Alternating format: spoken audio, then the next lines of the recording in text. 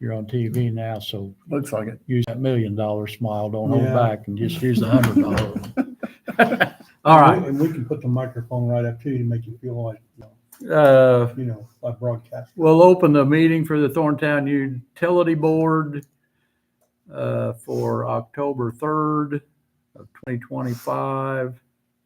Everybody's present. Mike Adams has graced us with his appearance today, so glad to have him here.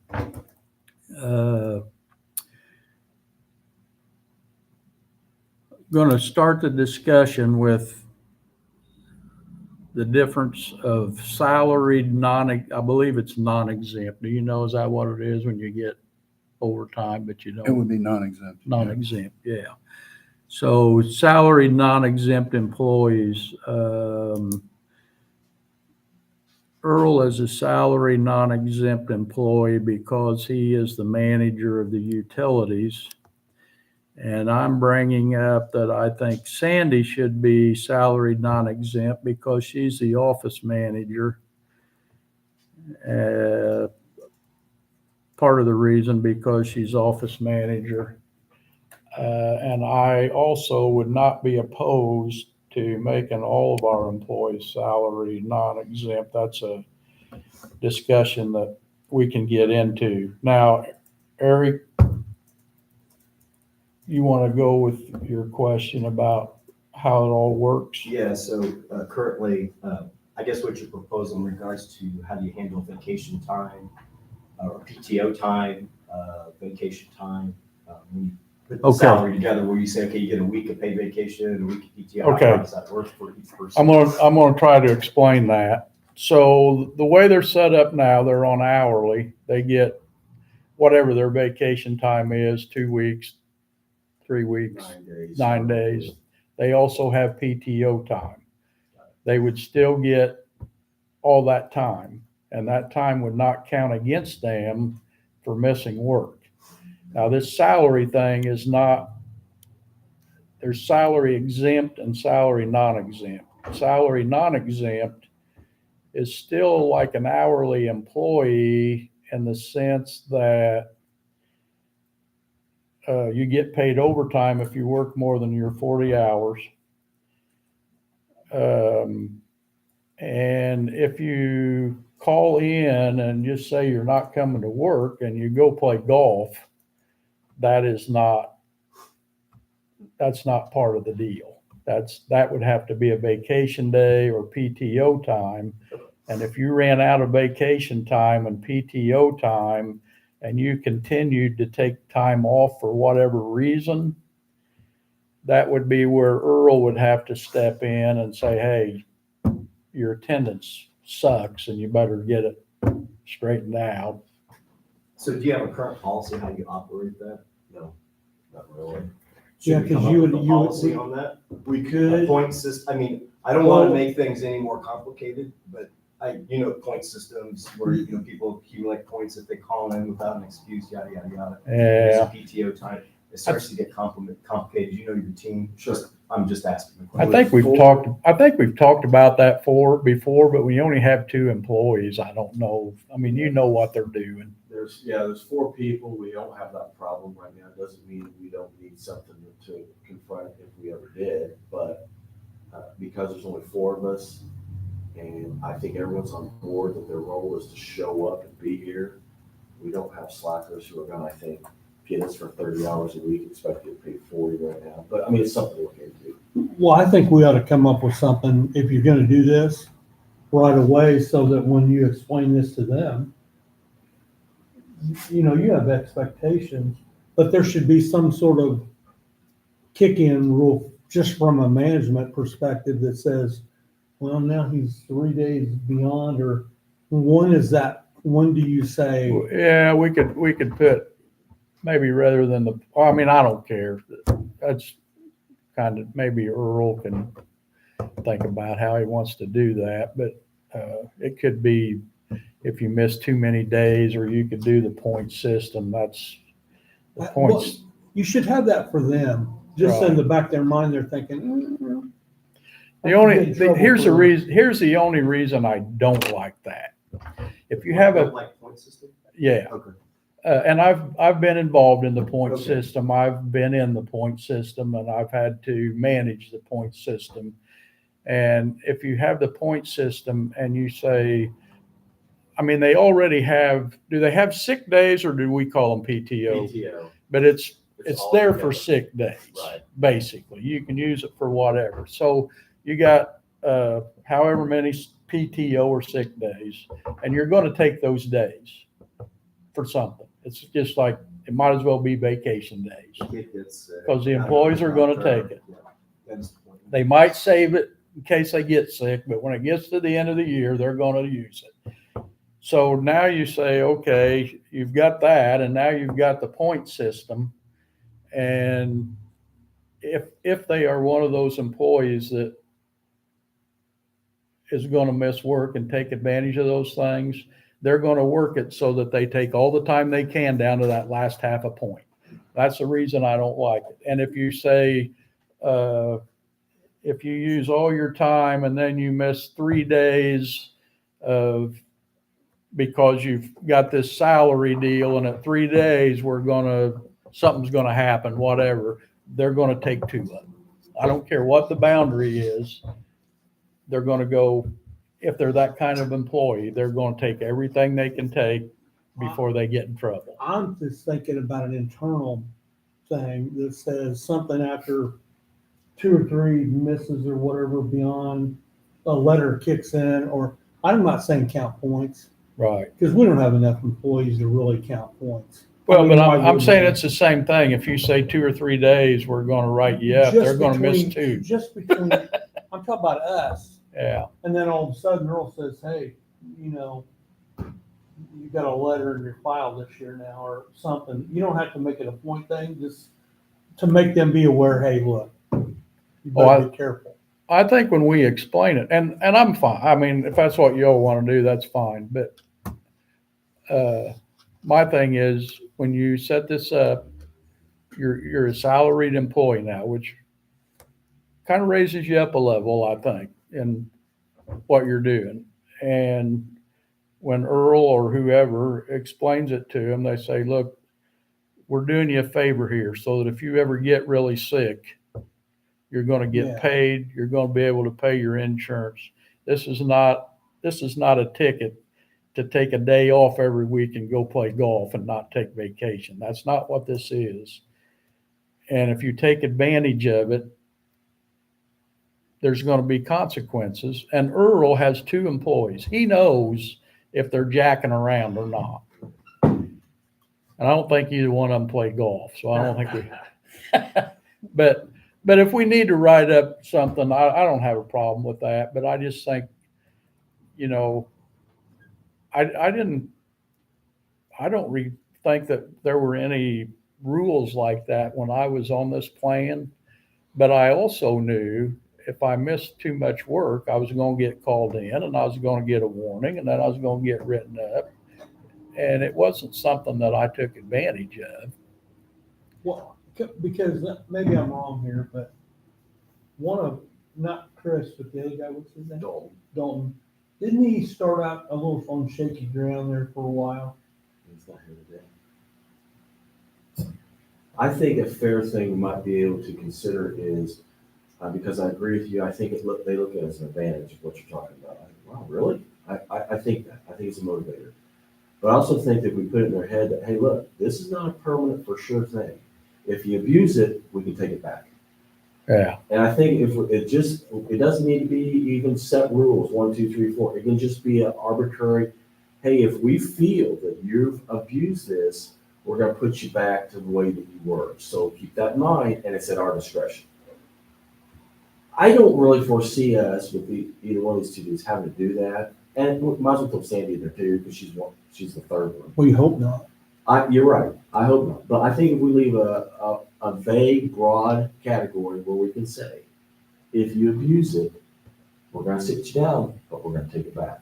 I'm just telling you, there's no set. It's not like they don't have any time off. Right. I mean, they have quite a bit of vacation and PTO to begin with. They're fine. Is it structured to increase per year of service? How much time they get? Vacation, yeah. Yeah, that's what I vacation, mean. Yes, after, I want to say after 5 years, you get extra days. It takes a bit to get to that point. Is that in our handbook or is that Yeah. something okay, cause I don't even have a handbook. You need to talk to the, I'm going to, cause I have no clue. they should probably have some in there. I don't know. Anyway, we don't even have to make that decision. I'll tell you what, I would really like to make that decision on Sandy today, on the other hourly people.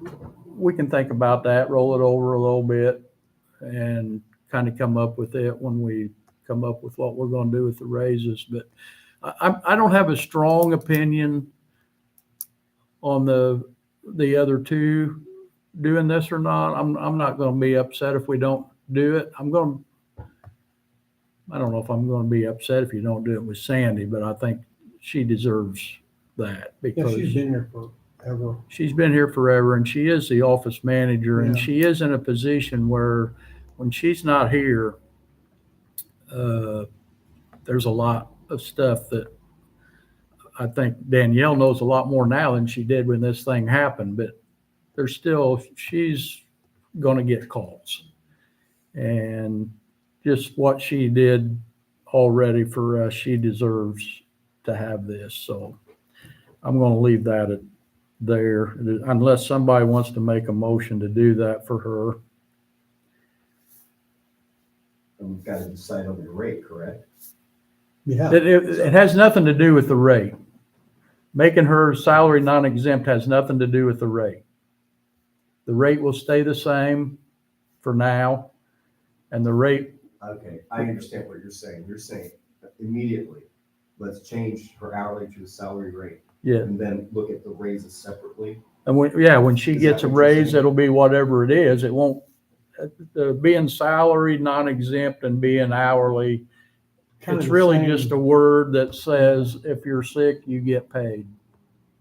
Or if you have to miss work for whatever reason, you still You get get a paid. steady paycheck. Because, and the reason for it is because you're going to be bothered. I mean, like Earl said, we made her work from her hospital bed.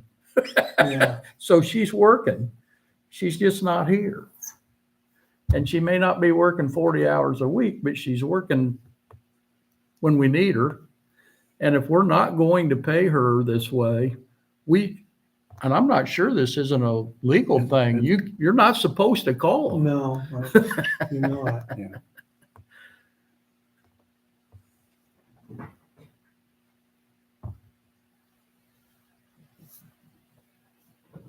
So I'm thinking that the office staff makes sense to get salary. Field has typically always been hourly. Like I said, we don't have to make that And then, decision. and like, we talk about the point system, an accountability system, whatever it is. Right. I feel like you've got to have something at least written down. If you leave it, is it going to be dangerous to leave it too bad? See, I feel Because that leaves that at the too. discretion of everyone. It's like, well, if I'm an employee, it's like, well, what is that? I don't know what my rules of engagement are. And I'm just throwing that out there. And the other thing with an accountability system, it keeps us from being abused as well, because if you consistently show that someone's always, well, it doesn't matter. You can always show their tardiness. I'm just trying to, make sure that we don't get in a position where you have someone that you need to drop, but they're holding on because Of some reason. that we haven't covered. And that is the only piece I'm looking at. I agree with, now Sandy, I'm not, but Because the hourly, you don't guys, show up, you don't get paid. Super motivation. You pay guys on Monday, not on Friday, so put the paycheck over the weekend, right? Certain things like that. That's all I'm trying to drive at. Where you draw the line. I think for like Earl and Sandy, that completely makes absolute office staff makes complete Okay, sense. so can I get a motion to do this for Sandy and then just set the other aside for now? You don't want to look at everything at once, pay increase and the salary. You just want to take care of the salary. That's what you're looking for. I want- Exactly. I want to get her on this program And that, you because feel like that will make it safer for her in case she gets sick again or something. Correct. she's still going through some of it. She is, okay, so we're trying to solve that problem, yeah. I make a motion that we move salary, or move Sandy to, salary, Non-exempt. non-exempt, where she still gets overtime over 40, but she'll get a steady paycheck so she can manage her. Okay. personal situation. I second that. Okay, have a motion and a second. All in favor? All opposed? Earl, I don't know what has to be done with the alley, but Okay. whatever we can do to speed that through. I didn't know that's what you were working on. I get it. Sorry, I should have No, explained. now I see the whole story, so thank you. I'm sorry I'm catching up. This should have been done like a year ago, and why this went over my head, I don't know, because You can't catch everything. that's No. usually, if there's anything that I think I do well, usually what I think I do is work around problems to get solutions that sometimes it end up not being legal and we can't do them, but at least I'm looking for a solution, and there was a simple one right in my pocket and I missed it. And I'm not happy about that. So anyway, we've done what we can to fix it. Well, can I ask something? Do you have like a big agenda beyond that? Uh, Because I kind of I want to continue this discussion about pay anyway. Well, I've got that on my list. Okay, I've got a couple other things, hopefully that won't take too long. okay. In lieu of taxes, the money we're paying in lieu of taxes, that appears that it's going to be 60,000 starting next year, and will continue Starting next year. starting next year. They are taking, I don't remember the amount, they're taking some money out for this year because they need it to, I don't understand, you have to have so much money in your budget to get it approved, but they're going to take it out of the sewer account, which is their money anyway. How much do So, they have to take out of the sewer account? huh? How much do they have to take? out? That's what I said. I You don't know. remember what it is. I want to say $35,000 or $45,000. That's their money, right? That's their money, pretty much. I mean, we kind of control it. I know, I hate talking like ours and theirs. It Yeah. feels weird. I mean, we run it all, but they Yeah. own they own the sewer thing, and they make the final decisions, which if you ask them, they tell you they own all of it. So I'm not sure what the difference is, but anyway, that's going to happen, and it's going to happen Monday night probably. Now, the second thing, and I've talked to some of you, maybe I've talked to all of you. I think I have now. The purchase of the town truck. I've talked to Jeff Fox. I've talked to Grumpy. I haven't talked to everybody on the town board, but Fox or wolf? I'm sorry, Wolf. An animal of some sort. Yeah, well, yeah. So Jeff Foxworthy, I think Yeah, that's where I yeah. come up with that. I don't know. So anyway, I've talked to them about this truck deal. That truck I think it would probably be used as much for the street department as anything, honestly. So my deal with them is we would be interested in buying that truck. We're not interested in paying $60,000 or $70,000 for it because they're still going to own a big chunk of it because it's the street department. But I said, if we can get in the range of $40,000 or so, we might be interested in purchasing that. I didn't tell them we were, because we don't know that. But if we can buy it for $40,000, we can use it for whatever, and that would be $40,000 more they would have in their account to help with their problems. Well, I'm thinking 35. I'm. Well, I don't know what the number. I I mean, don't know. a fair number. I don't know. I don't want to. Do we need the truck? I just go through do we need the truck? Or do we need the truck? I think it's kind of a favor thing. I understand the point of view on it. My point would be this: I think it's been announced to us before. In fact, I know it has. We own all the vehicles anyway. They told us that. Well, So, and we're going to use it regardless of whether we make I think it's a goodwill gesture, us to them. I think that's important. If we didn't buy it, they'd sell it though. I don't know. They're dragging their feet on that idea.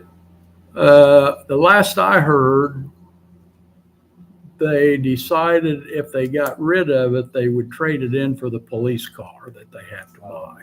See, they So- get ripped off bad if they do. So they have talked about doing that. And you know- again, I've brought this up. I'm not, Do you know the if we don't want to value? do this, I'm fine. I'm not going to be mad either way, but we got a truck. The trucks run good. We got one that's getting Showing its age, yeah. rusty. We pull, maybe I'm wrong on this, but I know I did. We pulled the leaf back with the dump truck. Do we still do that? Yes, We could pull that yes. with this truck, right? So it would save a little gas, and I'll tell you what, it would save, when I did that big hole in that front seat, my Right. back was killing me when I got, there's a hole in the front seat of the driver's seat Yeah. that's the size of a bucket. Not It's good. not comfortable. Not good. I'll make this comment just I agree with purchasing the truck. I do agree with that, yes. So whatever you guys decide, I do agree with purchasing. Sounds like to me, we need to purchase it and then trade it in and get a different dump truck. I least don't know fix the about Or at that. least fix it. We have two dump trucks, right? One's a real dump truck. It's a single axle, but it's a real dump truck. Yeah, The other one's a dump bed. it's a utility truck. Yes. Oh, okay. And we looked into replacing that seat you're talking about, and Gary found one somewhere in Timbuktu, and it was so far away, it was gonna cost him, he never proceeded. Probably $2,000 or something. Yeah, it's, So my only comment to that is, I mean, it sounds like it's a great deal, but I guess my concern or thought is that we've got employee, we're looking at salary increases or wage increases. I would want to get that hashed out prior to spending any additional money on assets that we're not in an emergency. That would be my only point. That's It could be a fair. great- It could be a great deal, don't get me wrong. yeah, And if, as elected, in sum total, the town, including utility, needs the cash, and they're only gonna get 30 someplace else traded in or 20, that's not a good deal. And I would say, yeah, we should, don't wanna call it a shell game, but we should buy it, transfer cash over to the town. I guess- That's what And I, then get a cop I car, think- and then we have a vehicle to replace the one that's probably in another 5 years, 3 years? less. Yeah, probably less. Okay, so see, we're looking at see, 3 that's years. that's the So thing then I'm, within 2 to 3 years, we're gonna retire one, we need another one, and we got a great deal. that's the thing I'm But if looking you don't have at. If anyone we to need to drive the replace this in 2 years, Right. and we can buy this truck, let's just throw out $40,000. We can buy it for 40,000 now, and in 2 years, we're gonna need a truck, and we don't buy this, we're gonna be paying 80? what, Yeah. At maybe- More least- utilities than maybe- quarter ton? at Yeah, least well, 2 years from now, who knows what a truck's gonna Oh, yeah, cost? tariffs will kick in after, yeah. Yeah, I so agree. that's the biggest reason I'm looking at this is a win-win. We get a cheaper truck, they get a location, their thing that they need. I mean, I think we definitely could explore it. If you think 40 grand is a reasonable offer, and we take it. Yeah, I Or think should you offer 35 and the counter offer? Or is it even that type of a negotiation? they may end up wanting 50. I don't know. I don't think it, I don't want to tip my hand here. That's why I say we ought to just, I mean, we're tipping it, but Yeah. hi, everyone. But I think it's worth having that discussion. I definitely. We don't have to say right now we're going to buy it If because Earl says we're gonna run out of equipment in a couple of years. And it's- Well, you know it's a obviously, good being deal, the- it's obvious. It'd be a negotiated price with them anyway, Right. so. But Yeah. I'm kind of in favor of pursuing it because we're gonna have to buy one anyway. right. And it's already here and, we It's talked about what it, you you can need. plow with it, you can drag Right. there's way more advantages because of the size of it. Right. Like the other truck is much smaller, doesn't have the kind of versatility, that truck has a lot of versatility. Right. You can do a lot with it. Okay. So we're in agreement that we're okay to pursue it. Oh, absolutely, from my point of view. Okay. All right. Sounds like Eric is too, really. Yes. Last big thing I have before we talk about the salary thing is our administrative fee. And I don't know how much you've seen the emails or talked to people. Nobody is against the administrative fee. I don't think anybody's telling us we can't do that. Is it currently set at 15%? It's 15%. The pushback from the lawyers is, like I talked to you about, the one with Arbor now that's $770,000 or whatever for the work IMPA's gonna do, and 15% of that is over $100,000. They're not saying $100,000 per se is too much. What they're saying is, can we justify $100,000? If not, then we need to pull back and charge something that we can at least halfway justify. Does that make sense? We want to I mean, justify overhead expense. When you were talking about, I don't remember the amount, but $10,000 and the 15% was $1,500, and I'm like, that sounds fair to me. And then I got that email about the 770,000 and did the math on that, and I'm like, holy cow, I don't know if we can justify that or not. Well, maybe we can have a cap.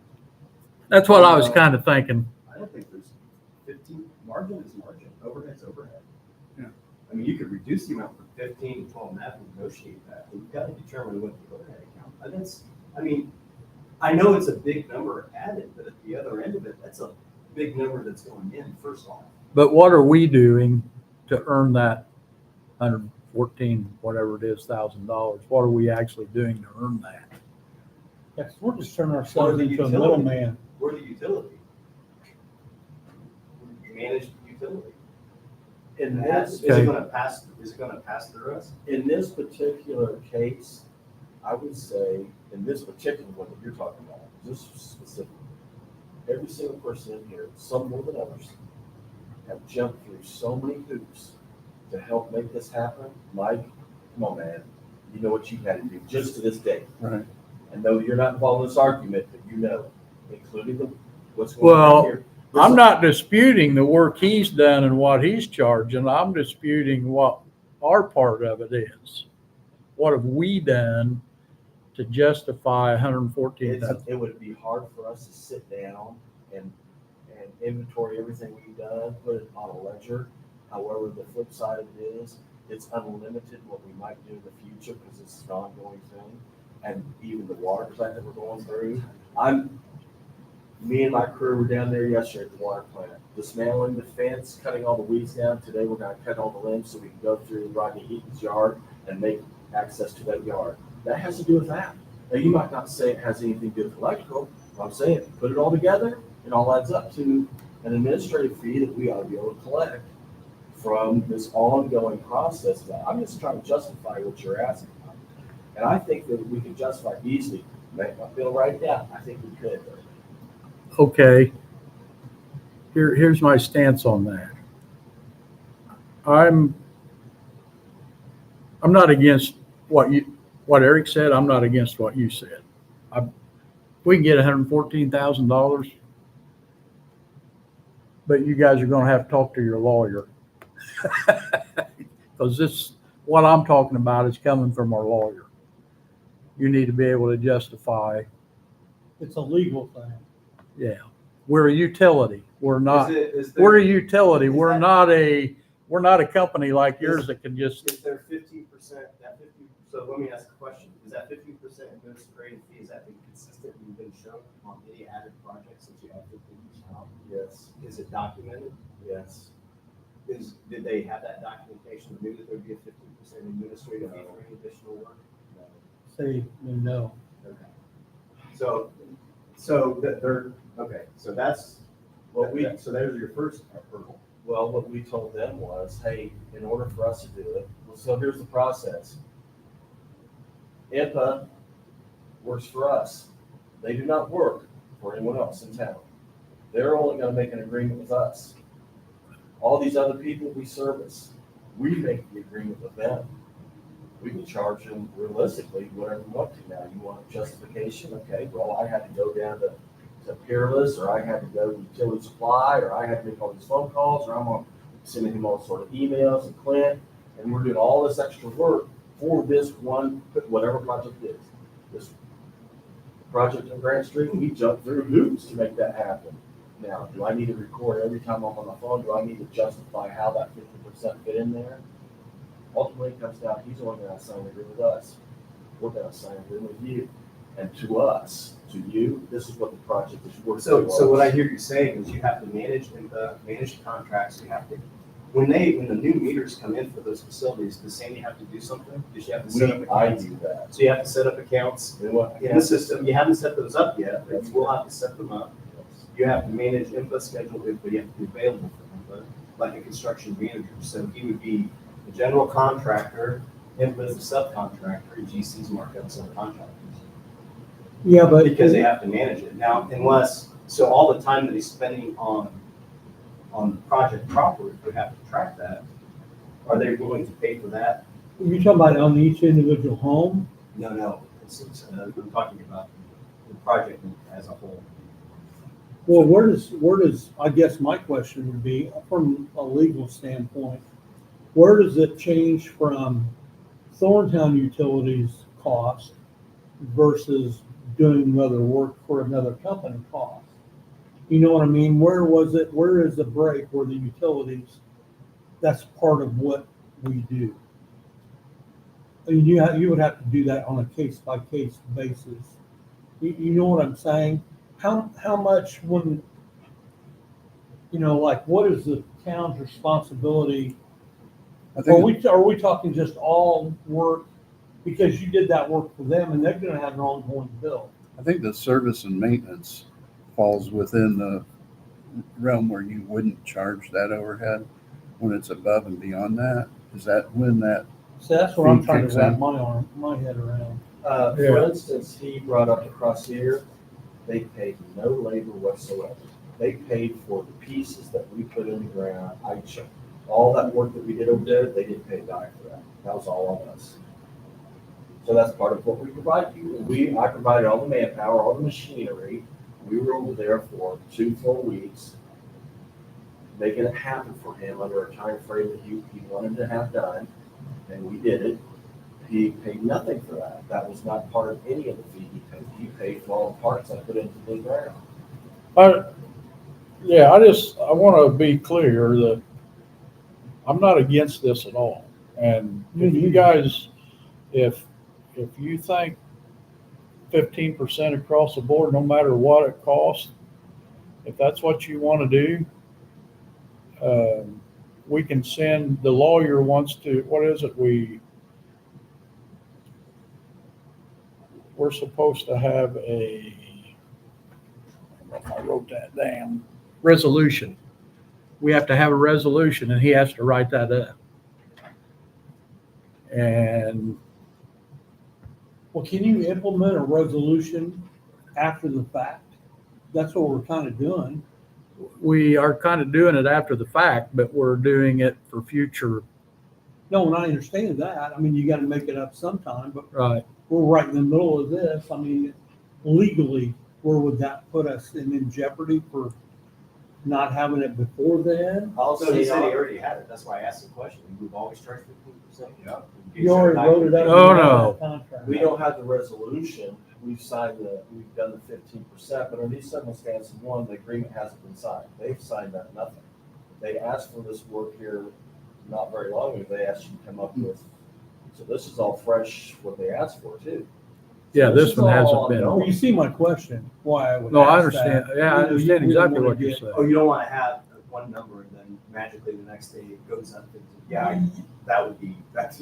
No, That's- you know, yeah, that would be hot. because I'm not totally, I agree completely- with that. other than our discussion, I don't know, what if you come across a $4 million project, but we don't do that much? And, then you get 15% on top of $4 million. I mean, it becomes where, okay, now maybe you're ripping somebody off. You know what I mean? There's gotta be I think there needs to be a cap.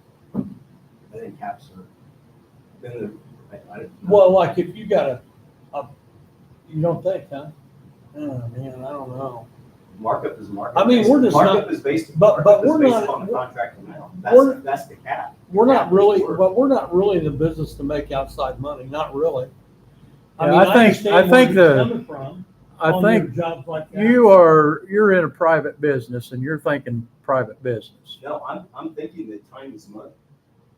And there are so many things that people do throughout the day that they don't quantify or count that is completely justifiable cost. And where you get burned on time and material projects is people don't put their time down in these things. And it starts to add up. And over a course of a year, 2 years, we're talking a substantial amount of money, and you're the one that's being taken advantage of. And the town of Thorntown is being taken advantage of because the extra effort going dedicated to something, we could be going to something else. That's what I'm trying to guard against, because that's it. Free labor, who's paying for it? And where's that line at? You got any input on this, Mike? You're awful quiet over here. Well, yeah, my feeling is I'm not sure that a cap's the right solution, because I think depending on the work, Yeah. you could have a balloon of work on your end versus, just administrative work. And I think really what we're talking here is an administrative fee, right? So, back to Earl's concern is that he spends a lot of effort and time on it. It's now, can he quantify it to make sense to be that, whatever percent it might be. Right. My understanding is that in the past, we've set 15% as the number, or whatever that number is. Well, I want to be careful Yeah. on the past. Okay. How long have you been doing this, Earl? This past year. So I'll remind you how this got brought about. We were involved in a project that kept getting changed. And we had to have you guys come up 2 and 3 different times because the customer kept changing their mind. Mhm. We would get it all set, oh, and I want it different. And then if you recall, you're the one that said, hey, we're going through all this. You put a fee on there to help cover all this extra. So that's where it really came from. And it was justified, no question about it. Right. It kept coming up with change. Anyway, along those same lines, I was going to bring this up, but since we're talking about this, I'll bring up a different stuff along the same line. We just finished a project in which changes were made, and it cost the utilities more to provide the material. I didn't pass that on to them. We ate it. We took out the administrative fees. But that ate our administrative fees because the person changed from one size to a different one. And I just said, okay, and I had to order all new parts to satisfy what they wanted, but it was all brass. We paid for it. Brass isn't cheap. I told you, one elbow, $600. So in other words, the 15% in that case pretty much got eaten by them changing their order. Now, I could have gone to them and said, hey, we agreed to this, but I didn't want to disrupt stuff. The guy's in town and invested some money. I didn't want to cause problems, so I just ate it out of the administrative fees. But there's where you're coming into unforeseen costs in the future, whether it be a $4 million project, a $700,000, or just a $5,000 project. 15% helps cover these types of things that are unforeseen and do occur. It's something to think about. I'm not trying to rip anybody off. I'm saying it should be straight across the board. 15% is 50%, what's 5,000 or 5 million. So what if you start working out there and you run into an issue? We're running issues like crazy. INPO runs into an issue, multiple issues. You issue a change order, don't you? We don't. You're fixed, What we've provided is a fixed price. We're barring hidden conditions, et cetera. we're at a point where we don't feel like we have any hidden. It's basically we're at a right. We're at a point where we don't believe that we'll have hidden issues at this point in time. Although you never know. I mean, But if somebody changed Yeah. their plan, you would add the cost for that change. right. But what they've done now is they have the properties graded, the roads are in, the lot lines are marked. So there really shouldn't be any changes based on what we originally decided to service. Here's what our agreement says that you've offered us. Mhm. There's a paragraph toward the end. There is a Okay, there is a policy in here that says, hey, if this amount before the project is completed, if it exceeds this amount, we will notify us in writing prior to completing additional work. Additional work would be performed at the rate set forth in the schedule of rates established. So in other words, there is a policy in here to cover what you just said. So it's Yeah. not just, hey, it's fixed. It's not fixed. My personal opinion,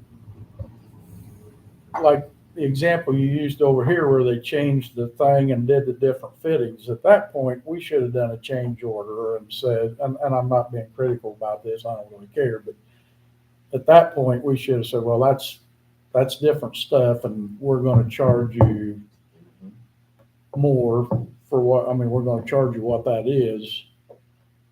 I have no problem whatsoever justifying changing the price because they changed what they asked for. And I really don't have a problem with this 15% thing until it gets, I don't know, maybe I can't imagine with IMPA doing the work out there, and I get what you're saying with the time you spend, but I have a hard time wrapping my head around that we're gonna have $114,000 worth of administrative fees to do that. Well, here's my question. And like you said, if it's $5 million, I get there's probably gonna be more headaches, but is there gonna be, $200,000 with a headache. But we don't know that. We don't Well, know. yeah, but here's my question. So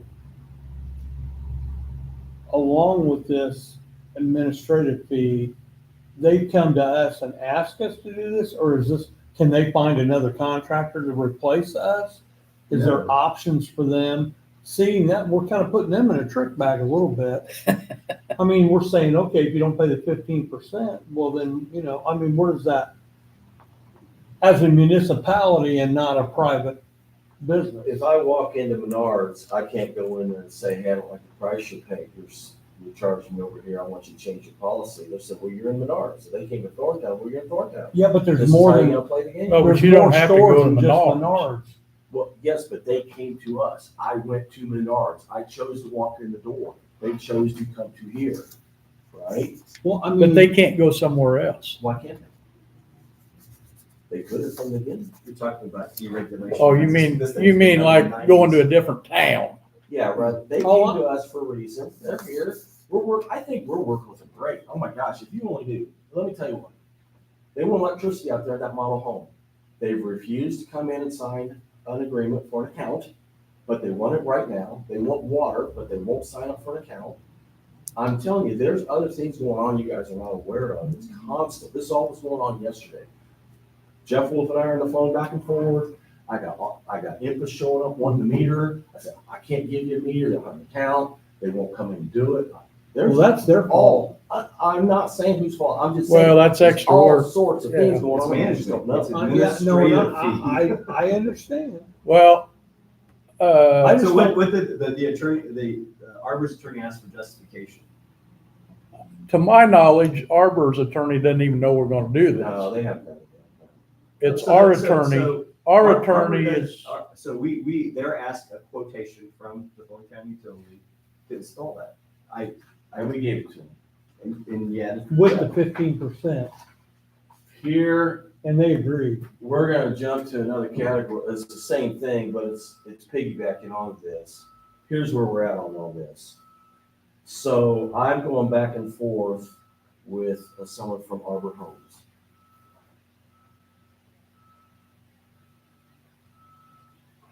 You still here? Okay, I thought you were gonna tell me something. no. I'm going back and forth with someone from Arbor Homes, and here's where we're at, because that's what we're really talking about. Here's the last email I got yesterday at 3:44 p.m. Earl, thank you for calling me back today in regard to the proposal for power installation. I've attached a couple of service agreements that I've been involved with in the past with smaller power providers. I'd like to ask if Thorntown Power would consider some sort of reimbursement program. For example, I've developed in Danville, Indiana, which has power provided by Henderson County Power. They charge us a fee up front, then reimburse us for each lot we connect to them. That allows the power company some money up front to install the backbone, then they pay us back once they start receiving money from customers. Please let me know what options we have pertaining to reimbursement, self-performing installation, verification of projected costs. Our major concerns are with the installation costs associated with the backbone installation. So they're already asking us to pay them back in. That's their position. I brought the agreements that they sent to me, it's from Boone REMC and British Power. So we're already at the point where regardless of what we charge them, they wants to pay them back per house that gets set. So that's their position. Pay them back for Paying what? back for what? The fee they're gonna pay input to install it. I'm telling you, there's all sorts of things going on that We just need to, personally, I don't think we should get involved in that. we have to, Whether- whether utility. They're asking for whether there's any, regardless of what we're talking about, the subject, about percentage, it doesn't matter. They want paid back for what Mhm. they're gonna charge regardless. They're asking to be paid back for it. They didn't Well, want that wasn't the agreement in the beginning. They said they were responsible for everything out there. They are, they own the property. They own the land, there's nothing like that. That's what I'm getting at. We shouldn't even get involved in that. Well, we should say, no, we're not paying you back. That's Oh, I simple. see what you're saying, Pat. You're saying don't get involved with that program. Yeah. So, no, we don't do that. No, we don't get involved in programs like that. That's a flat no. I'm I just mean, saying that's my opinion. that's I'm the with you. There's position. too much to do when you There's- do something like that. There's similar to what we're doing with you all. The other communities are doing the same thing, in their developments. So Pendleton, Jamestown, they're passing those costs on to those developers. Those developers are coming to them for a reason. There are payback programs, and I guess I would call them incentives that REMC has, or maybe even some investor-owned utilities have. But most municipals aren't structured that way to do that. The infrastructure that you're going to put in is solely for that development.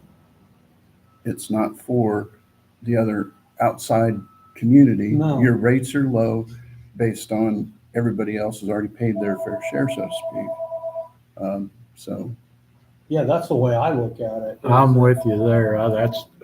That's just a can of worms. I can't believe they even Open asked up. that. Yeah, see, yeah. That would be a good project name for a family. I have a Just great cheaper. Christmas wish list, but I'm not gonna get everything I asked for. Okay, so we beat this around for quite a while. We still got some more business. So I told them I'd bring it to you guys, by the way. I said, Call- all I can do is bring it to you guys. Yeah. You mean that? Which I just did, yes. you got We your can answer vote on it if you that. want, but I'll tell you, I know what my answer is. Sounds like you know Max's is. Do we need to vote on that? I guess we probably, somebody make a motion that we're going to do that or not going to do that. Okay, let me I have you want the agreement? just let me read. Here's the agreements that they offered me up that they already have with other communities. I read you the last part of their, if you want to read it again, I read you what they said. They just want reimbursement for whatever they put into installing what it was going to put out there. I'll just do a little short version because we have copies of it. So as someone made a motion to even read this, to vote on it, or how do you want to do it? I mean, or if Max can read it, doesn't matter to me.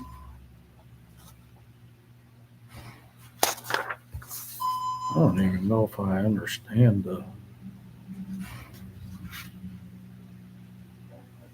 would you, I guess my thought would be is, would you want your attorney to review those before you? That might be the best deal. Have our attorneys. Because I don't know, I'm a flat no, it doesn't matter. Well, I think I'm leaning towards no, but I think we probably need to do due diligence, which means have the attorney review it. Well, I mean, in that We need case, to be bulletproof on this. well, and my point on the 15%. So here's administrative fee right here, right now, administrative fee, attorney fee. This is. Right. part of it. Well, I think we should have, I mean, I'm not opposed to the 15% either, I'm not. I understand exactly what you're saying, but I personally think that we should get the attorney totally involved and ask them, hey, what are the ramifications? What is Indiana code? What are other communities doing? Where do we stand on this? Because we don't want to do that them end up paying it, next thing you know, then they're coming back and saying, hey, we want, you know, even though they'll sign a contract, they're gonna, I mean, they're wanting their money back anyway. So Yeah. I just soon be able to stand on some kind of legal grounds to say, hey, too bad, or, okay, we understand, you know what I mean? Shouldn't we go through the motions of at least making sure that Let's- what we want to do okay, is okay? Let me throw this out. Let's try this. Earl, call, Bob Clutter. Tell him the board was in favor of keeping the 15% upcharge on Is that a C or a K? C. See, Okay, go ahead. That we're in favor of keeping the 15% administrative fee on everything. And tell him we need a, what did I call it? Resolution. Resolution written up. And just see what he says. Okay. you might even ask. I mean, if you want discussion, if you want to ask him questions, that's whatever. Yeah. Okay. I would sure like to know What's what his his hourly code rate, is out on of that. curiosity? You know what I Huh? mean? What's his hourly rate? Can you ask him I that, don't know. that we want to make sure that We didn't even we're ask. putting and everything's all kosher? Okay. You know, does that make sense to you, Earl? Yes. So we're basically wanting to vet the 15% admin fee that we want to do, and we want him, Bob Clutter, to vet these two things, make a review against what legally we can do. Right. What the trends are, just give us. We might, with these things, we might give these to Amy Okay. because the town's kind of more involved with this deal. So we should do both then, Right, and we or we should let Amy look at it and not have Bob look at it yet. Look at it, whatever. Amy and Bob are in the same office. That's right, okay. We'll give it to Amy Amy and Bob. and let her decide. If Okay. she thinks Bob needs to look at it.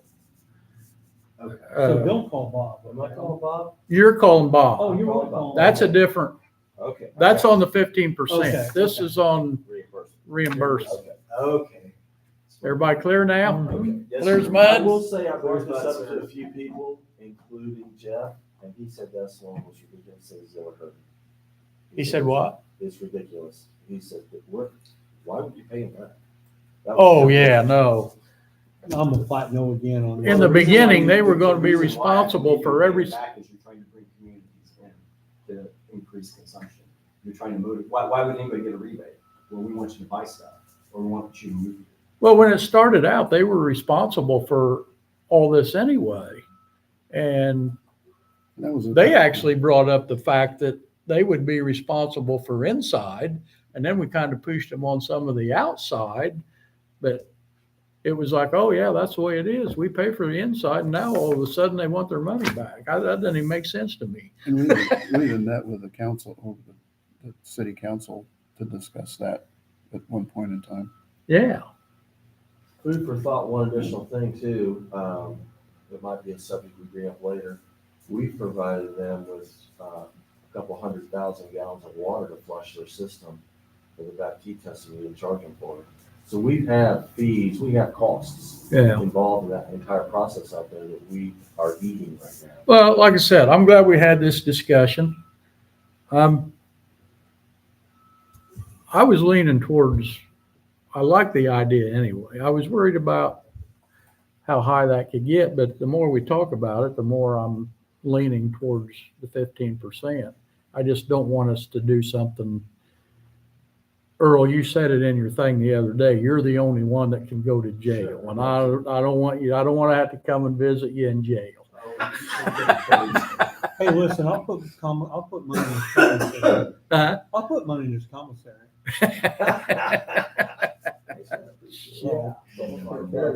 Yeah, and when I talked to Jeff Wolf about this, he was kind of like me. At first, he was like, "Whoa," and then the more we talked about it, he seemed okay with it.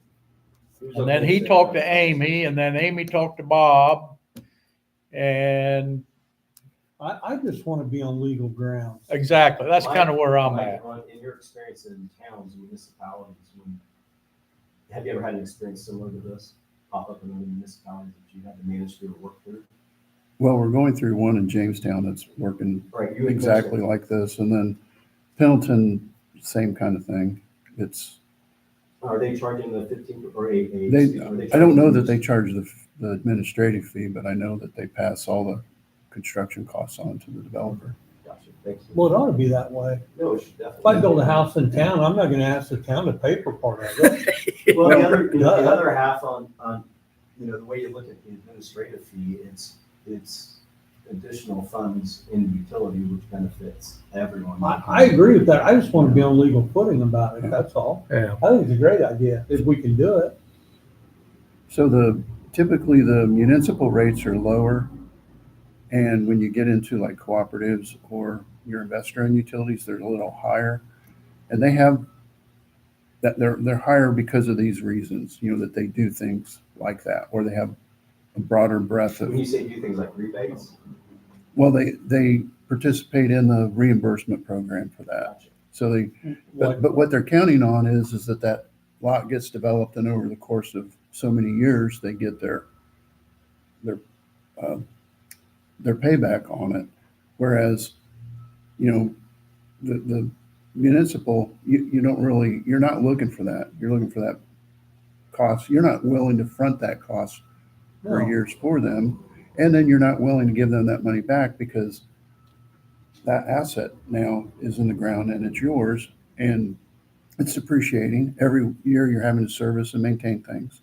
So it just goes into that life expectancy of that Right. device. So, so there you go, what's the So you the get life a- expectancy of a pole, the terminations, the transformers. Yeah. So this amount of money on the 15% also should go back into future maintenance, future replacement. Well, assets. but doesn't that fall underneath the category of their monthly bill? I mean, to a degree, everybody's monthly bill Yes. is supposed to go, We well, talk rates, it barely covers everything. So- That's why we're always talking about. I Part of- will add this, that these two, the examples that we've gotten are co-ops. They're not municipalities, they're Right. co-ops.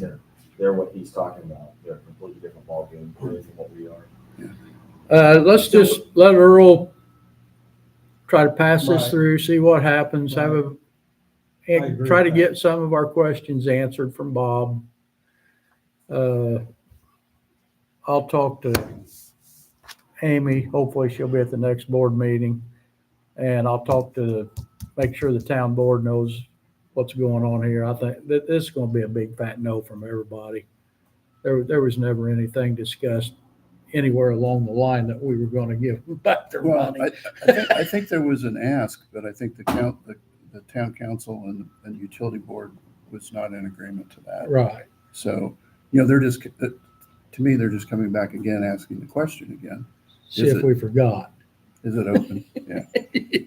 Things change, It's not nothing wrong with asking, Right. You gotta respond. It Okay. takes time to do it. I know we all want to discuss the salary thing. I'm trying to, Do we need an update from Mike though? Or do we do this? well, that's what I'm saying. I'm trying to save that to last. So let's do our around the room thing. Eric, you got anything else besides that? Let me check from last time. You got anything else besides the salary thing? no. Yeah. I have quite a few things. Of course you do. Can't help it, man, can't help it. I talked to you about, The meter, I'm sorry, the $101,000, did you move that to invest in Indiana on the meters? She's working on that. It might take her a while because I'm not sure she But knows she's how already to, working on it. but she knows about it. She's aware of it. She's absolutely on board with it. okay, I brought this up, let me just make sure we're clear on it. They want to put power in the model home out there. I told you already, they were told, shoot, Rick Miller and I had a conversation about over a week ago that they had to have an account with us, whether it be for water or electricity, just like anybody else. So they've known about this for some time. They want to open the home up, I want to say Monday for showing. They have yet to come in here to do that. I guess they probably called you guys up and said, hey, get out here. So your crew went up there yesterday and you hooked up the weatherhead. Right. And so the meter base is hot, but there's a blank in there and they wanted a meter from me. And I asked Danielle, did they come out here and get an account yet? Get the deposit? No. So, well, I'm not doing it. And I told Jeff Wolf on the phone, I said, hey man, they haven't been here yet. I'm not hooking them up because they don't have an account. And he goes, well, I know who to call. I've already told him. Jeff himself also told him. I've already told him yesterday. They had to come in here to get an account. They still haven't done it. So there's a number of issues going on here, and it's not lack of communication. It's trying to get something to happen without actually playing the game. I'm with you on that. So there's that. I'm just saying that it might come up. The other thing is there's a string of email. I know that you've been reached out from the investigator for the water main and everything. Right. And I'm just saying that they're moving along. I don't feel that there's any bad thing going on. Our position on some of the businesses here, we're out of it. They want what they want. We're not involved in it. I'm just letting you know that I don't have any animosity. I don't negative feelings at all. Stuff happens. Yeah. It's now for the insurance companies to work it out. I'm just letting you know. I've read the emails. I know it. Oh, And we have. I got lost on that. I know where you're at now. Yeah, that deal is, And we've internally filed that with our insurance company. We did it back when we got the first email, I think on the 12th or something last month. And then I got another one that said, hey, we don't have I read anything. it. And it's like, wait a minute. And It was a little aggressive, I think. yeah. But that's fine. They're the investigative firm. Again, we have nothing to do with it. I love our relationship with INPA. I want to keep it the exact same way. Your crew comes out here is great. So regardless of the wording they put in their emails or regardless of what they say, we don't have anything to do with it. We're out of it. I'm just letting you know that the firm that's representing the town's insurance company is now kind of, I'll use the word hounding. Maybe they're doing their role, but they are kind of going after Mike and then say, hey, we want some information here, and they're making a claim of approximately a little over $100,000 for the losses. They've made 3 businesses. That's all they've made. for how much? Over $100,000 Okay. in losses. So anyway, that is the process going on. Can I ask a follow-up on that? It's the investigator for the town's insurance company. Yes. And they've Highland. got claims from the businesses in excess of $100,000. Yes. It's the adjuster, correct? Well, they call themselves the investigative Yeah, I know, firm for but- the. It's It's an adjustment. from my dealing so far. On last Monday, Dan Cutshaw sent a driller rig to do soil samples at the water plant to see what kind of foundation they have to put in. And if you're familiar with the water plant, as you drive down the drive to go to the plant, there's about a 4-foot concrete wall to your immediate south. You won't be able to drive up there to go to where the clear well is in the lot. Well, they had a rig back there. How will you get up there? You can't. I'm shocked you're here, but anyway. So I had to contact Rodney Heaton that lives on North Front Street right there. He's that bus driver that always has a bus parking almost across from Franklin. Anyway, he's allowed us to drive through his yard in the back because he owns the lot. It's just to the south of the lot where they're going to build a new water plant. We had to dismantle the fence. We had to pull a post. Chris and I are going to go down there. Their drilling rig is approximately 12 feet tall. There's no way 12-foot rigs get back there unless we cut limbs from the trees. So we're going to be back there for part of the day, cutting all these limbs so we get their driller rig back there. So there's a big process going on just so they can do the soil sampling for the foundation for the building. That's going on right now. Is this at the bottom of the hill? No, this is, so you got the water plant. Immediately to the south is the clear well, what we preliminary treat water and sucking in. And then behind that is a grass lot we own that they want to put the new plant on. So this is them attempting to reach access to that. So which direction is, I'm asking, hey, I'm familiar with the area obviously, but which direction would it be? Is it to the east? They want to build a new? To the immediate south of the old plant. Okay, south, Yes. in the area that's kind of flat already. It's flat with grass, right? And the guy who owns the Kwanzaa hut looking building is gonna let you go through No, that? that's Mears. They don't have anything to do with us. That's to the north and west. We're coming in off Front Street. Do you know where, what is it, Dennis Smith, Jerry's son, who has a house right there? oh, Eddie. Eddie, Yeah. Immediately, his neighbor, immediately to the north, is Rodney. Oh, yeah, Rodney. Yeah, we're driving through his drive, going behind his pole barn, in that big lot he owns now. Okay, you get to it from there. Yes, I went by and visited, he said, yeah, I don't have a problem doing it. He's nuts. Anyway, that's what we're into right now with the water plant, where we're at as far as that goes. The other thing is, Monday, I've got to approach the town council. Item contacted me and said our sewer ordinance that outlines penalties and what have you for sewer hookups that they shouldn't be or what have you needs to be updated. I have to bring Amy the old one along with some samples of items going to send me, and we have to ask Amy to update our sewer ordinance. I guess we could ask Bob Butter. They said, "Do you have the town attorney?" I said, "Yes, that's who needs to be." Should be Amy. Okay, so, I mean, sewer's done anyway. So that's gonna happen on Monday. Two people who we probably don't want to broadcast names, but I've got issues with two people on their accounts. I have no payment for some work that we've done. I don't even have an agreement, and there's someone who has made a partial payment on a very sizable past due account that is not really satisfactory as far as, and I've got numbers here for you, but you should do that in where it's very in. That's what I've got for you. Yes, that is all I have for you. Okay. How long can you take now to tell us what you need to talk about? Well, I can be pretty quick. One of the things that Earl and I talked about a while back was you wanted an update on what we've spent relative to our work and effort for Westfall Place and improvement of the circuit to provide service to Westfall Place. So the circuit itself, we had a budget of $195,500. That was what the proposal was. Right now we're at $177,500. So we're about 18,000 short on it. And when I say short, we haven't spent it. It's left in the project. Okay.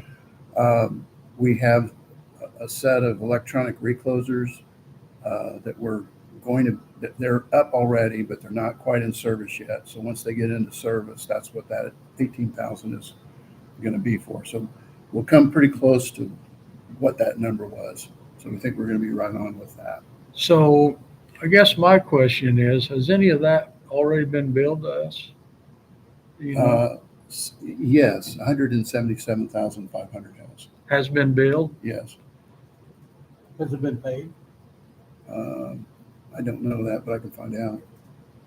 Yeah. Oh, no, I'm just curious. We can probably find out, but yeah, I'm curious about how much. Progress payments over the course of the project? Yes.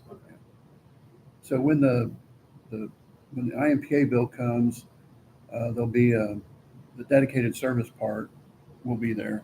And then there'll also be another line item that will show a certain amount complete for this particular project.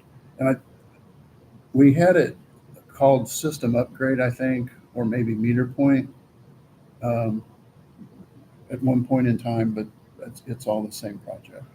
Yeah, the only reason that I care is because when I go down and do my income statements, we're not making a lot of money in electric this year, but if we've paid $150,000 of this, we're doing really good. Right.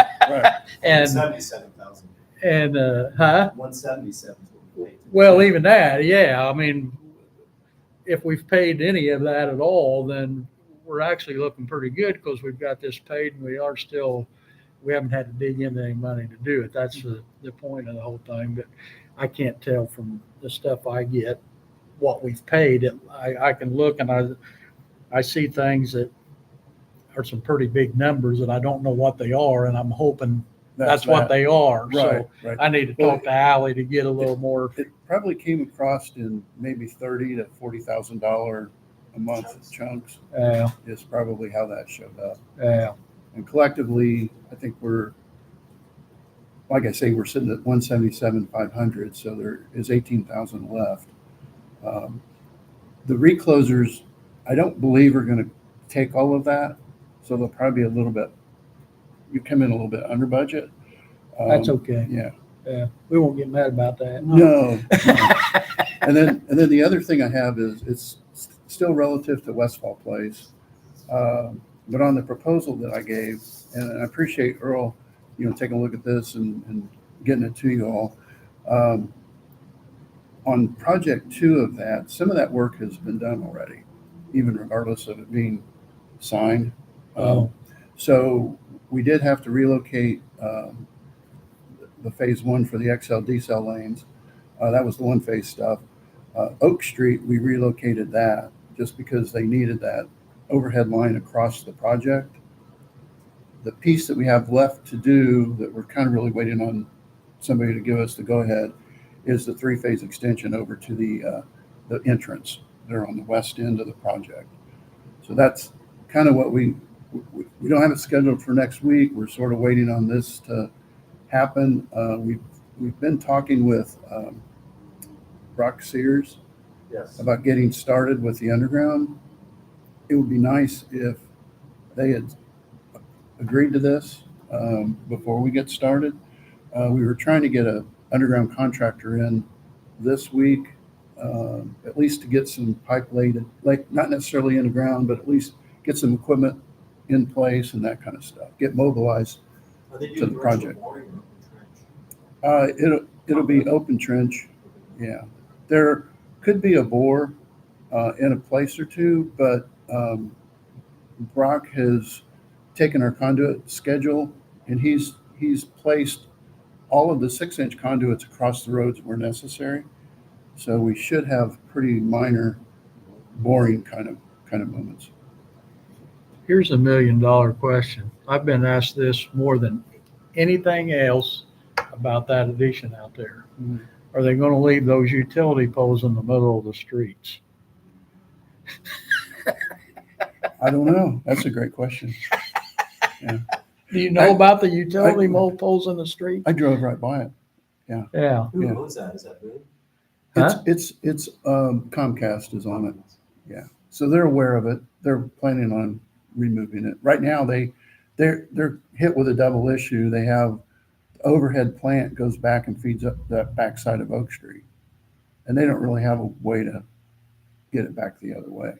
So they're working on trying to figure that out. Yeah, they asphalted around 2 utility poles that are in the street. Yeah, well, there's only one there now. Oh, there's only one now? Yeah, Okay. the other pole was a Thorntown pole. We had primary underground on it. And so we relocated it back into the back lot line of that project. Okay. That's just kind of funny when you drive down Oak Street and you look down there and there's that one lone utility pole right in the middle of the road. Yeah. Well, not right in the middle, but Well, there's it's interesting you say that. There's a new Quick Mart by my house, and they have an in and an out to it. When you go out, you can only go right. If you're going into it, you can only turn into it from the lane that's closest to it. You can't cross like the other side of the road. Like say if you're going south, you can't go into it. You have to be coming north to go into it. Well, right in the middle of that little V-shaped thing is a primary, 3-phase pole with a primary riser on it, and it goes over and feeds their transformer. And I'm thinking, at any moment, that's going to be gone. Better We'll be paint, pumping gas and watch that. Yeah. Yeah, they so- better paint that pole orange. yeah, and there's no I'm light. talking about the one on our street. Oh, Paint it yeah. orange, it'll be fine. Yeah. Well, Comcast does have a plan to remove it. We are talking about with them, and I believe it's Spectrum and maybe even somebody else, Metronet. Yeah, it's like everybody wants to know, are they going to leave that pole in the street or are they ever going to take Right. that out of there? I'm like, I don't really know. I don't really care. When you pave around it, that kind of throws it into an issue. Yeah, right. Yeah, that's what I thought. They'll move it before that's why I kept telling them, I'm sure they'll move it before they Stunt pave. driver practice. But I just wanted you to be aware that we're trying to move along as much as we possibly can, but we're sort of at that point where we need them to. You're at the mercy of everyone else now. In other words, Earl, hurry up Yeah. and call the Well, lawyer and get that. Right. I got you. I will say this in all fairness, of the three parties we could name in this, 1, 2, 3, is the third one that's throwing the wrench in the works. It's not the two here. It's not the two. I'm talking right now. And then the last thing I have is a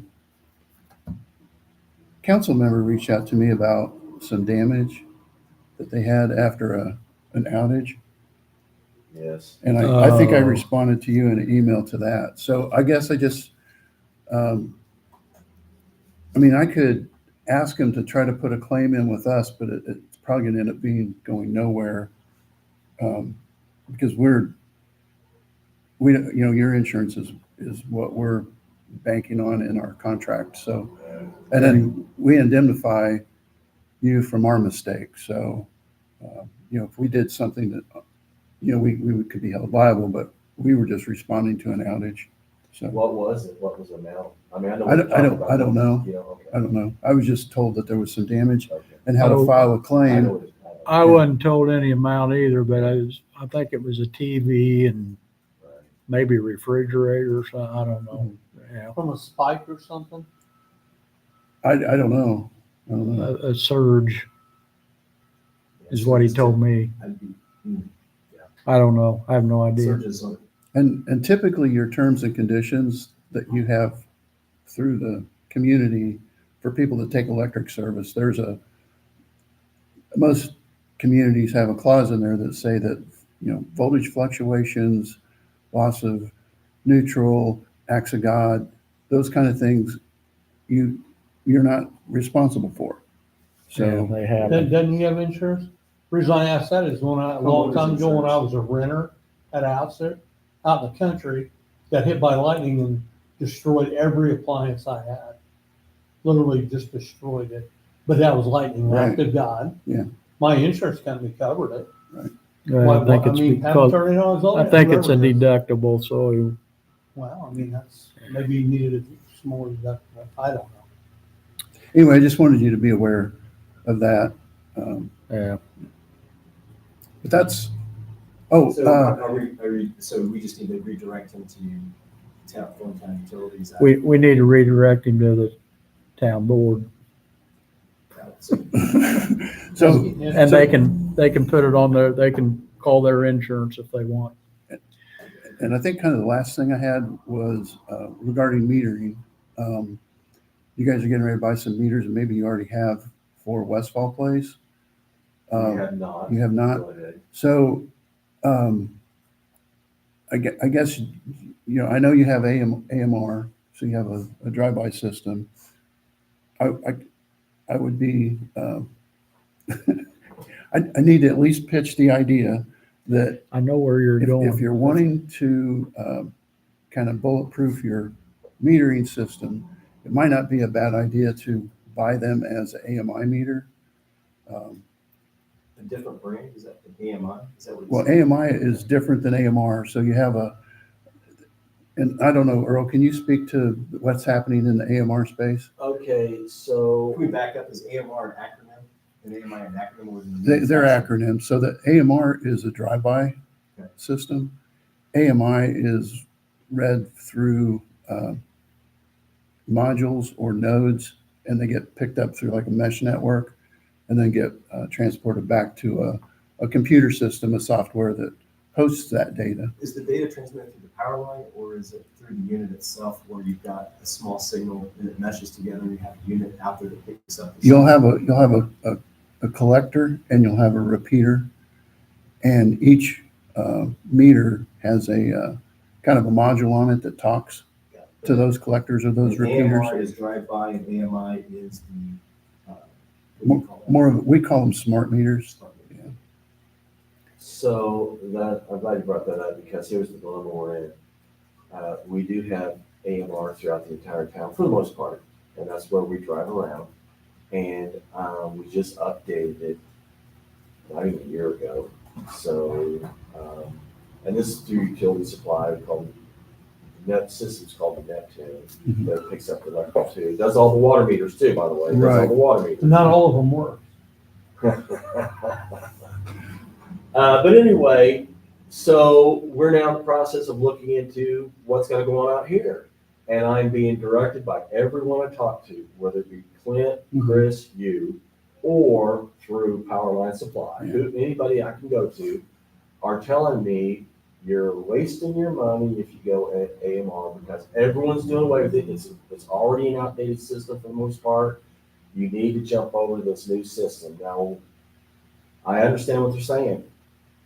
If we do that So out we have a there, legacy system and it's getting replaced with new tech. basically, if we do it out there, we might as well do the entire town. So it's something you gotta consider, because it's gonna be, I think last time we talked, it was 200,000 just for the town, I think. Yeah. But it's an investment you're gonna have to look at. So it wouldn't make any sense, in other words, to do one system just out there and have a different system in here. We could, I guess. Way back in the beginning, when Yeah. we first started talking about building this out there, I brought that up, that I thought we should put those out there and then try to put them in town. Now, so if we put those new meters in the whole town, I don't need a quote that I'm gonna stick you to, Yeah. but what are we looking at? Right now, I don't know the number. Okay, It'll be close to what we had proposed. 200,000 or, 200 was the number that we. I thought it was How more long than ago was that. Yeah, What? How long ago was that? Shit, it's been a couple years for sure. Yeah. So And that that's number's not good. I'm kind of thinking with Max that it might have been more than that. I don't know what the number was. I thought it was considerably, I was thinking like out there might be 200,000. Well, it could be. I will say that the cost between an AMR meter and an AMI meter there's not a lot of difference in the cost. The one thing that we could probably get pulled off is that we could treat that subdivision, because it's not going to happen all at once. It's going to take, a little bit of time. Right. We could probably see if we could put a pilot together and get a collector out there and start reading some meters and see if you like it, sort of a test. Now, again, you would have your money in those meters versus an AMR. One of the rubs we run into, because we do work with 14 other communities, and some of those have AMR and some of them have AMI.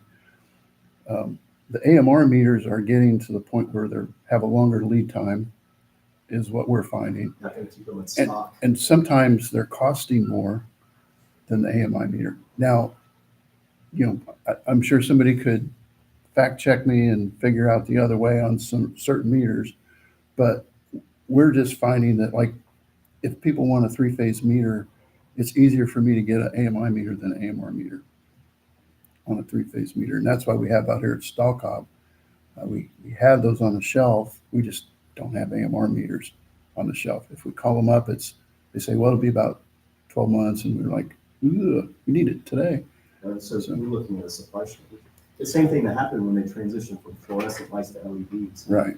There was a crossover when you get dual bids for fluorescents and LEDs.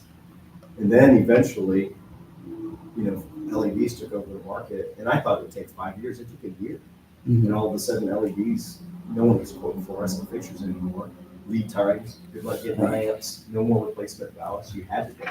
Well, And that sounds like that's the way the industry is going. I could refresh the quote and get that back to you so that you could take a look Yeah, at I'd like to take another look at that, because I was interested in doing that. And just to, Pat, I don't know, we've had discussions about this, and Eric, you too. The reason I was kind of getting hyped up on this, one, obviously we don't have to go around and read the meters, but the big thing to me was, and help me out here, if we have a power outage, say one house has a power outage, Mhm. you know that before we do. Right. And you know what's wrong before you get here, so you know what to bring to fix it. Yeah. We know it's localized, or we know it's, distributed. Yeah. Right, and if we have a So massive, you literally would be able to look on the screen and know. We have, So there's more benefits than just the meter. right, we monitor it, and we have, like, Advance, for example, the way we utilize it there is, if we see a meter outage, we wait 4 minutes. The 5th minute, we call Advance, and we're getting ready to run. We're getting ready to roll a truck. The reason that we would call advance is during the day, they may have had something go wrong, and they might have turned them off for a reason or whatever. So we monitor it 24/7. Meter. Yeah. Okay, got it. We have a call center that Earl calls and his team calls if we have trouble. So they're paying attention to it. I get email notifications out the wazoo. I mean, even every meter in our system shows up. And then our line crews have iPads. So if they're on trouble, they have this iPad, and in that iPad, they can look at the distribution system based on that, the geographics of where those meters are in your town. So it's tied to a GPS, so you can locate it, the address quickly. You would already know. It's right in the mapping system. So we have like the state of Indiana, and we can see all of the Tantalus meters in the state, whether there are meters or not. So, but we know that, we go zero in on communities. If it's red, we know they don't have power. If it's green, they have power. So it helps us too, where, we've had situations where oftentimes if they don't have AMI, we'll get a call in, and not always do we get all of the addresses. Not always do you get all the addresses. So, and we had a situation here where I was just getting ready to Yeah. bring that up. That would solve that deal of leaving before they're done. well, yeah, that one would have been a good one. Classic example. But again, it takes a moment for that to happen. So I know the lineman, he'll wait, 3 to 5 minutes just to make sure he's got a refresh. We do have some communities where the cell signal isn't very good. So those area pockets, it tends to waver a little bit. So you have to make sure you have a good cell signal. I don't think it's an issue here in Thorntown. No, not I don't know, here. mine didn't. We Mine sucks. in Ladoga, for whatever reason, and Rockville, those two communities, we have a challenge. Rockville, I What get, service? Rockville's low in elevation. I mean, we get AT&T pretty good. We Yeah. don't get anything else. Right. So Rockville's primary tower over there is a GTE tower, and our stuff is generally on Verizon. So that's we- part of the We'd issue. have to do a radio check out here to make sure that we can get signal. Well, we The cell use, phone. That's why you would do the pilot, to see if you get good solid signal. well, Location. the reason I would suggest a pilot here is just because you have this influx of new meters that's going to happen. Okay. You could get something started here. We might be able to get it ramped up on the inexpensive portion so that over time you could start to, nibble off other parts of the community as So it you can seems still have a sees fit. combination network. You can, but it's, it gets into some billing issues, and because you guys use Keystone, I believe. Yeah. So we integrate, or that system integrates well with Keystone. It's just one would be the AMR side of it, and the other would be the, So we have the initial cost, and then also our monthly rate goes up because it's more for those meters. is yeah, that correct? there's a meter per meter fee, Yeah. I think, from the AMI side. And then there's a yearly subscription to the software stuff. So there's a couple And costs then on the it. training for all that, is all that training included in the package? Oh, yeah. And is there a portal that our team can go in and have the same views that you have, except for just our area? Is there like a portal like that, or do we have the same screen so they get a? You actually, it would be tied to your billing system, so you would really only be looking at what But we wouldn't have the same access your lineman would have to see. in map view, you would, Okay. but in the data part, you wouldn't have the access to. Yeah, the I'm meter. not on the billing Yeah. side, I was like more for, can it be set up such that if the meter indicates you've lost power in an area, our internal team would also get a notification to know. Oh, absolutely. Well, Yeah, I would And then say, they would also know what addresses they. right. So they would conceivably, at night, they would probably know before the person living in the house if they've lost power. Sometimes, yeah. Okay. Yeah, our MOC, takes the phone calls from our communities. There also are the folks that buy and sell power for our whole system. They're up 24/7. They watch the maps, they watch the generation, because sometimes they have to dispatch generation. And so I'll get a call from them in 2 a.m. saying, hey, we just had 30 meters from Knightstown drop. What do you want to do? And I'm like, roll a truck. So what I want to do is go back to bed. Leave me alone. Yeah, Are these meters like plug and play? You just switch them out and you're good to go? yeah, There's for the no most part, additional yeah. work for anything? Not normally. So I think, The only thing you really would do is there's a code on the meter that you have to activate in your billing system to tie that account to that meter. That's really the only thing you really have to do. send us the quote on, or the price on that again, so we can look at that. If Earl gets this administration fee through, shoot, he could pay for those meters in a couple So of there's, jobs. so there's additional software and additional training, additional modules, and using Keystone, is that gonna affect the cost of Keystone? Will it increase the service fee for that? No, I'm they- not familiar with how that software. Yeah, no, works. they've done the integration with Keystone unless you have some one-off Keystone. We have, So I'm not familiar with Keystone. It's not a software package you can customize yourself. well, what I'm saying is from Keystone's perspective, you may have some nuances in Keystone that you've asked them to change for whatever reason, but Tantalus has done a lot of integration with Keystone. If you just have the basic product, it should be pretty simple. Okay. Yeah. So then your fee would include a tech to come in and assist with training, setting up the billing system, Right. troubleshooting, and be on call if everything's running smoothly. Actually, my crew is on call. my engineering group, they're the on-call folks for any trouble with the meters. So, yeah. Yeah. But I'll get that proposal over to you. Okay, that'd be great. Other than that, if you have any questions of me, I'd be happy to answer those. Yeah, I'd just like to see those numbers again. I was thinking they were, because I was pretty hipped up about doing that at one time, and then I think when I saw the quote, I got a little sick. Yeah. For the whole town. Right. Because I thought, this is the time to start. Let's put the new meters in this part and then kind of gradually And I do would, the town. Well, And then that was not going to work. does that change that meter price you were just asking about, the account for the deposit for the meter? Does that change the deposit amount? It might, it will. Could, what The meters he's a lot more saying, expensive. probably not that much. Okay, well, I'm just curious. Yeah, I don't know. We'll see that when he sends the quote Just to us. another thing on the same lines, I've got probably maybe a dozen meters for me to use, in case one went out, or in case a new service like a model home. And after I'm done with those 12, I have no meters.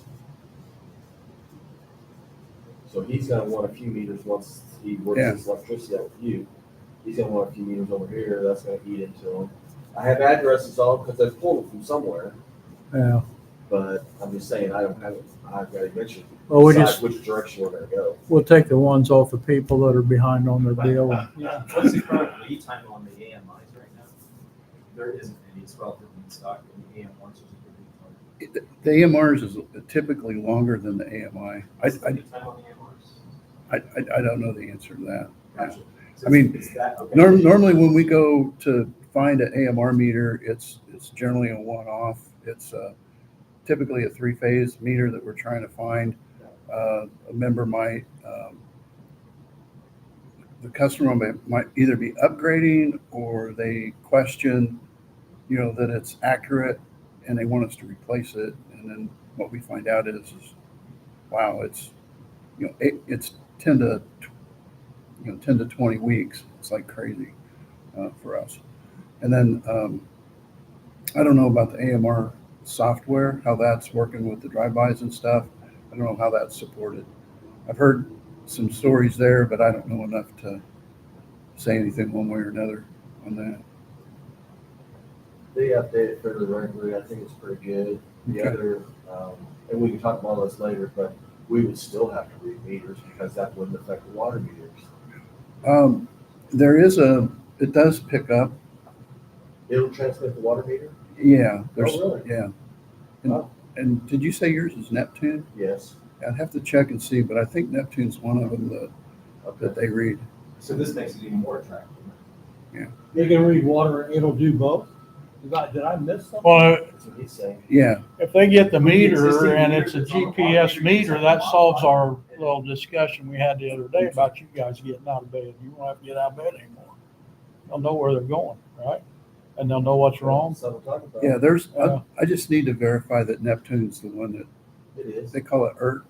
Is that what that is? It's in an ERT, ERT. Okay.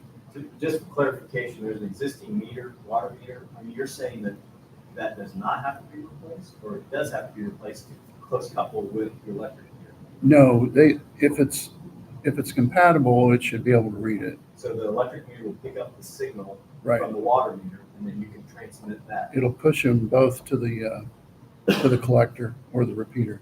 Wow. But there's going to have to be additional software changes to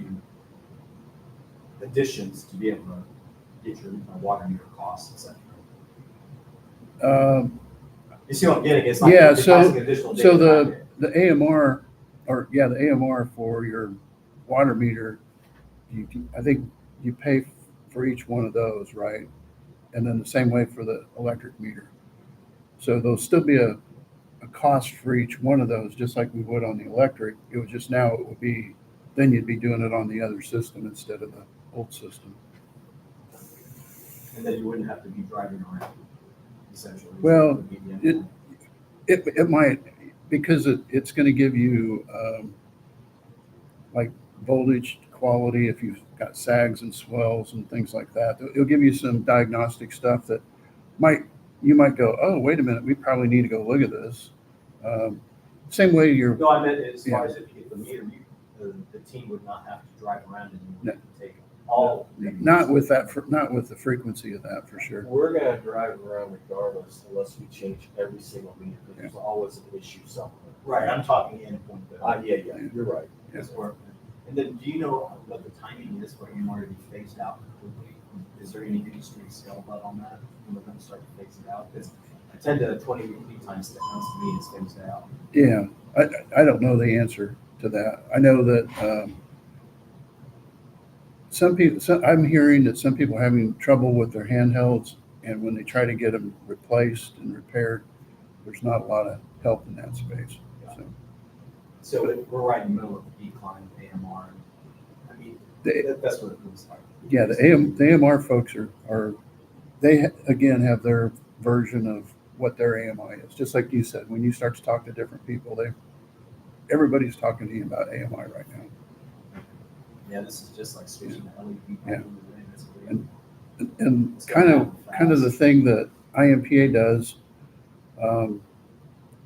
at least from an ISC perspective, this is the space I'm in. We're a nonprofit, so we do manage the AMI stuff.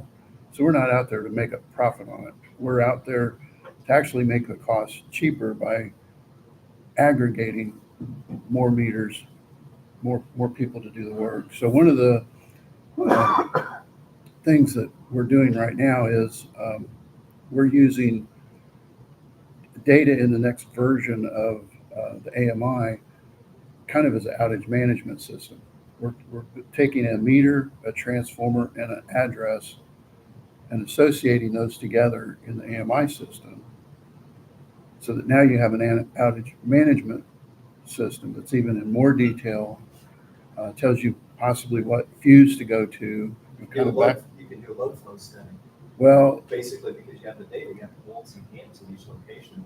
right. We have different tools that do that, but you could sort of as a poor man's SCADA or a poor man's load flow study, you could do that. Got it. Makes sense. That's what I had. Sorry, I drug it out. Okay, well, that's fine. Remember when we used to have 20-minute meetings?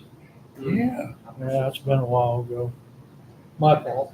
Seems like every meeting I ever go to lasts 2 hours. or 3. No, I don't think we can blame you this time. No, not this time, but I mean, it seems like that's just the norm around here. Yeah. Yeah. I asked. what you- Well, we just have a lot more going on than we did back when I started. We didn't Now, really. now I know why I was asked to be on this board. Yeah. Okay. Only thing I have left is salaries. You want to tackle that now, or you want to do that at the next meeting? Doesn't matter to me. We're You're the in, boss. we're in October now, so yeah, we're gonna have to do something soon. I think we just need to do it now while we're here. Okay. Need me anymore? I think so. All right. Not unless you got some money to kick in for salaries. He's got money to look at. Just don't come in here saying you want a raise. How about just 15%? I'm a nonprofit. Yeah, Yeah, As close to -0 as I can get. there you go. Thanks, everybody. Hey, have a good day. You Arbor, Be careful out there. Thanks. yeah, be safe going home. You too. Appreciate it. Thanks, Earl. Yep, see Mike. See you. Thanks, Max. Good to see you. See you. Have a great day. You too.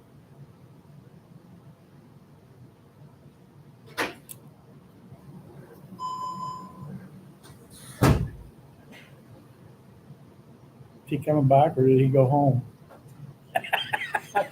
No, he's in the bathroom. He's not feeling well. Yeah, I know it. He probably shouldn't be here. If I'm sick next week, I'm gonna be ticked off. I don't know, when he gets out, I'm gonna have to use the bathroom. I can't wait much longer. If we're gonna do this whole salary thing. I'm gonna have to unload my, I may be there too. I'm we might as well just get mine. have to take a 15-minute bathroom break, Earl. I'll come back. Next. Oh, sorry, guys. Are there germs all over the place now? I try to be as clean as possible. Gross. Whew. We're out for the day. So the question is, the discussion on salaries, is this a discussion we're gonna have with the, in the meeting or out of the meeting? Are we taking a final vote on this, that we need to have the meeting I think open? we don't need to discuss some more review. Huh? I feel like we need to have some more discussion. I went through the, was looking through the budget, you know, your appropriations report, revenue report, and reconciling interest spreadsheet to see where all the numbers come from, so I can get my head wrapped around it. And I tell you, I'm frustrated. Why can't they separate it out on the head end, number one? You know, just asking. And then number two, I'm looking at that, and I bet you we could computerize the process. If you get a PDF, scan it, we could probably have it put the numbers automatically. My understanding is Ally and Jared are working on something that's supposed to be more clear. I don't know where they're at on that. Was she back here? Did you see her a She's in second there. ago?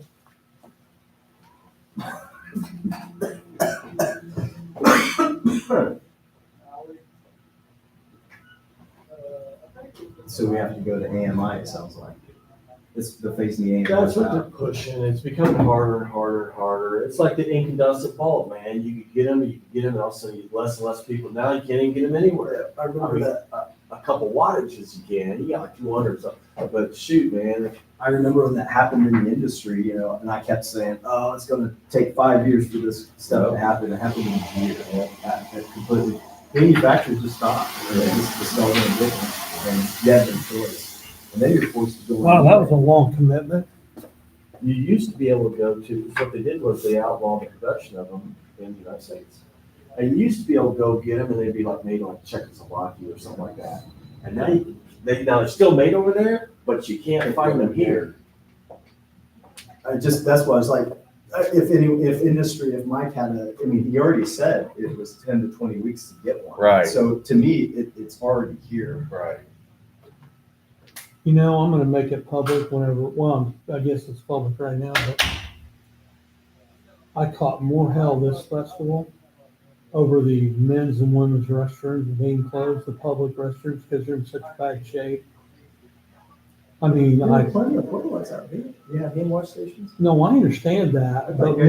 women in particular would much rather have a private bathroom than a portal. I just It's walked just, home. huh? I just walked home. It's in the back. You know, yeah, I know, but you know what I'm saying? There's a lot of visitors that come to the festival from, out of town. Oh, sure. And, I mean, there were a lot of people griping. And there's one other issue totally different than that. But, I belong to Knights Pythias. We own the big building down there. We're redoing our electric in the building, having it redone by a contractor.